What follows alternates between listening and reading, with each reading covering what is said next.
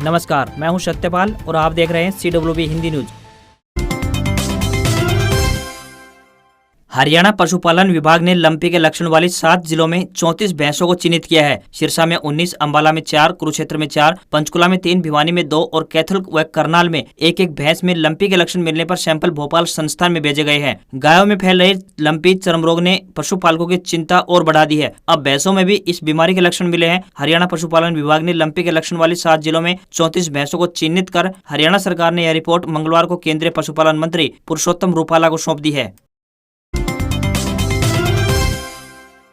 आज चंडीगढ़ में विधायक दल की बैठक, दिल्ली रैली को लेकर हुड्डा करेंगे मीटिंग। नेता प्रतिपक्ष भूपेंद्र सिंह हुड्डा कांग्रेस द्वारा आयोजित महंगाई और बेरोजगारी के मुद्दे पर 28 अगस्त को दिल्ली के रामलीला मैदान में हल्ला बोल रैली में भीड़ जुटाकर पार्टी हाईकमान को अपनी ताकत का एहसास करवा सकते हैं। इस रैली में भीड़ जुटाने के संदर्भ में हुड्डा ने आज चंडीगढ़ स्थित अपने निवास स्थान पर विधायक दल की बैठक बुलाई है। 18 अगस्त को कांग्रेस हाईकमान ने पार्टी प्रदेशाध्यक्षों व विधायक दल के नेताओं की बैठक बुलाई है और इस बैठक में हुड्डा रैली की तैयारियों का ब्यौरा रखेंगे। शिवराज सिंह चौहान और नितिन गडकरी बाहर, बीजेपी की संसदीय बोर्ड और चुनाव समिति का ऐलान। बीजेपी ने अपने संसदीय बोर्ड और केंद्रीय चुनाव समिति का ऐलान कर दिया है। संसदीय बोर्ड से मध्य प्रदेश के सीएम शिवराज सिंह चौहान और केंद्रीय मंत्री नितिन गडकरी को बाहर का रास्ता दिखा दिया है। बीजेपी के इस संसदीय बोर्ड और चुनाव समिति के अध्यक्ष जेपी नड्डा होंगे। सर्बानंद सोनोवाल और BS येदियुरप्पा को बीजेपी ने बोर्ड में शामिल किया है। बता दें कि संसदीय बोर्ड बीजेपी की सबसे ताकतवर संस्था है। पार्टी के तमाम बड़े फैसले इसी बोर्ड के जरिए लिए जाते हैं। हरियाणा रोडवेज की बस अंबाला से चलकर चंडीगढ़ होते हुए ऊना तक जाएगी। जानिए बस का टाइम टेबल। हरियाणा के अंबाला से हिमाचल प्रदेश के लिए आने व जाने वाले लोगों के लिए बस सर्विस शुरू हो गई है। यह बस अंबाला से चलकर चंडीगढ़ के रास्ते ऊना तक जाएगी। हरियाणा रोडवेज की इस बस के डेरा बस्सी, जीरकपुर, रोपड़, किरतपुर, आनंदपुर साहिब और नंगल में स्टॉपेज होंगे। विभाग के अनुसार यह बस सुबह अंबाला से 11:30 पर रवाना होगी। इसी प्रकार से हरियाणा रोडवेज की बस ऊना से दिल्ली के लिए चलेगी, जिसका टाइम शाम 4:40 पर होगा और इसी तरह से दिल्ली से चंडीगढ़ के लिए सुबह 3:12 पर भी एक बस चलाई जाएगी। इसी प्रकार से हरियाणा रोडवेज ने सिरसा के डबवाली से हरिद्वार के लिए बस सेवा शुरू की है। यह बस डबवाली से सुबह 6:20 पर चलेगी और फिर यमुनानगर से दोपहर 2:50 पर हरिद्वार के लिए रवाना होगी। यह बस सिरसा, फतेहाबाद, सुरेवाला चौक, कैथल, पेहोवा, कुरुक्षेत्र, रादौर, सरसावा, सहारनपुर, छुटमलपुर और रुड़की होते हुए हरिद्वार पहुंचेगी। हरिद्वार से हरियाणा रोडवेज की यह बस लोगों को गंगा स्नान करवाने के बाद अगले दिन सुबह 6:20 पर वापसी करेगी।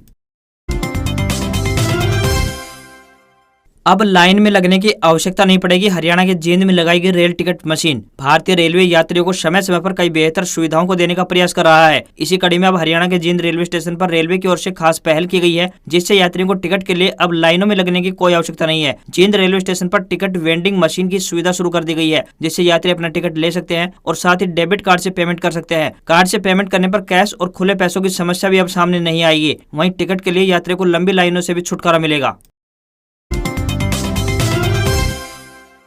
हरियाणा में बनेगी मारुति की इलेक्ट्रिक कारें। सोनीपत में 900 एकड़ में लगेगी फैक्ट्री। पीएम मोदी 28 को वर्चुअली करेंगे शिलान्यास। मारुति सुजुकी कंपनी अपने इलेक्ट्रिक गाड़ियां हरियाणा में ही बनाएगी। कंपनी इसके लिए सोनीपत के खरखोदा में 900 एकड़ में प्लांट लगाने जा रही है। इस प्लांट का शिलान्यास 28 अगस्त को खुद प्रधानमंत्री नरेंद्र मोदी करेंगे। इससे जुड़ी तैयारियां शुरू हो चुकी है। मोदी शिलान्यास कार्यक्रम में वर्चुअली शामिल होंगे, जबकि हरियाणा के सीएम मनोहर लाल समेत तमाम केंद्रीय नेता इस कार्यक्रम में मौजूद रहेंगे। इस प्लांट में हर साल तकरीबन 2.5 लाख गाड़ियां बनेगी। यहाँ वर्ष 2025 तक उत्पादन शुरू हो जाएगा।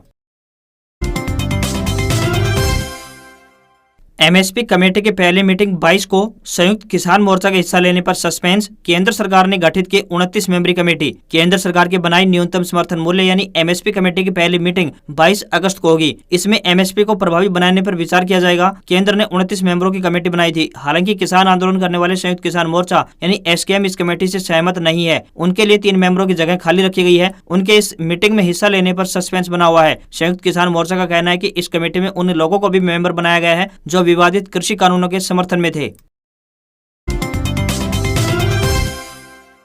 दक्षिण हरियाणा की बीजेपी में आया सियासी उबाल। राव विरोधी नेताओं की लिस्ट हुई लंबी। बैगर नाम लीक कर रहे हैं सवालों की बौछार। बैगर किसी चुनावी माहौल के बीच दक्षिण हरियाणा में भारतीय जनता पार्टी यानी बीजेपी की सियासत गर्मा गई है। केंद्रीय मंत्री राव इंद्रजीत सिंह के 2 दिवसीय रेवाड़ी दौरे और उनकी तीखी बयानबाजी ने क्षेत्र की राजनीति में उबाल ला दिया है। राव इंद्रजीत के लिए इस तरह की बयानबाजी कोई नई बात नहीं है। वह पहले भी कई मंचों पर पार्टी की कार्यप्रणाली को सवालों में खड़ा कर चुके हैं। उनकी अचानक बदलती रणनीति के पीछे गहरा राज है। बेशक अभी चुनावी वक्त न हो, लेकिन भविष्य में राजनीतिक विरासत बचाए बनाए रखने के लिए राव अभी से समर्थकों के बीच जाकर मन टटोलने के साथ विरोधियों पर निशाना साध रहे हैं। राव के विरोधी गुट में शामिल भाजपा नेता एवं हरको बैंक के चेयरमैन डॉक्टर अरविंद यादव व पूर्व विधायक रणधीर सिंह का नाम लिए बगैर उन्हें जयचंद कहना दोनों नेताओं को अखर गया है। यही कारण है कि दोनों नेताओं ने राव इंद्रजीत के खिलाफ मोर्चा खोल दिया है। दरअसल भाजपा में मचे इस घमासान के पीछे कई वजह निकलकर सामने आ रही है। इनमें एक कारण राव के धुर विरोधियों में गिने जाने वाले नांगल चौधरी से एमएलए अभय सिंह यादव को स्वतंत्रता दिवस समारोह पर ध्वजारोहण के लिए उनके गृह जिले में मुख्य अतिथि बनाना भी है। इस दिन केंद्रीय मंत्री राव इंद्रजीत सिंह बावल कस्बा में ध्वजारोहण करने पहुंचे थे।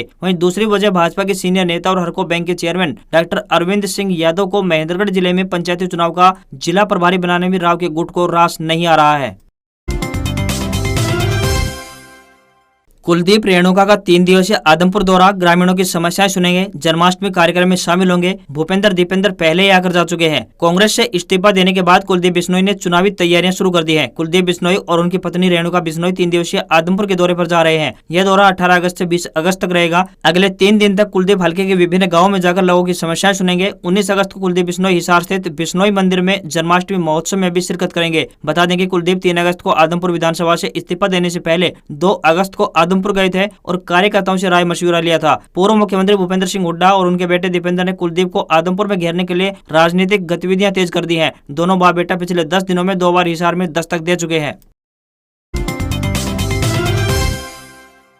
भाजपा जसपा सरकार लुटेरों का गिरोह, फतेहाबाद में बोले पूर्व सीएम चौटाला, इनका गलती से दांव लग गया, अब प्रदेश को लूटने में लगे। हरियाणा के पूर्व सीएम और इनेलो सुप्रीमो ओम प्रकाश चौटाला ने भाजपा जसपा गठबंधन सरकार को लुटेरों का गिरोह बताया। वे बुधवार को फतेहाबाद में इंडियन नेशनल लोकदल यानी इनेलो की राज्य कार्यकारिणी की बैठक में बोल रहे थे। बैठक में कहा कि इस बार 25 सितंबर को उप प्रधानमंत्री ताऊ देवीलाल की जयंती पर सम्मान दिवस समारोह फतेहाबाद में होगा। बैठक में सम्मान दिवस रैली में बिहार के मुख्यमंत्री नीतीश कुमार समेत कई बड़े नेताओं को बुलाने पर चर्चा की गई। फतेहाबाद के नई अनाज मंडी में हुई बैठक में चौटाला के अलावा इनेलो विधायक अभय सिंह चौटाला, प्रदेशाध्यक्ष नफे सिंह राठी सहित कई बड़े नेताओं ने भाग लिया। आज खबरों बस इतना ही। देखते रहिए CWB हिंदी न्यूज। नमस्कार।